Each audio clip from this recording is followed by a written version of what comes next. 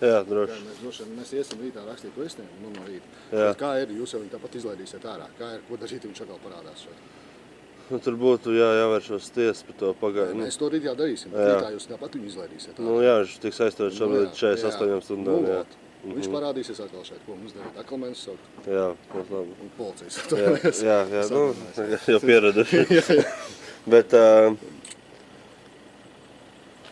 principā, jā, tad, kad tiks, tad, kad būs aktīvi būs lēmums par pagaidu aizsardzību, tad, ja viņš tad atgriežās, tad viņam ir krimināla process, un tad viņš uzreiz tiek aizsargāts. Pagaidu aizsardzību, tas nozīmē, tas ir tikai uz laiku un dod to, jā. Jā, bet caur tiesu var arī, respektīvi, ja ir tā pagaidu aizsardzība, un ja viņš tajā brīdī atgriežās, kad ir jau viņi, tad viņš reiz viņam krimināla process, un viņš tiek aizturēts. Jā.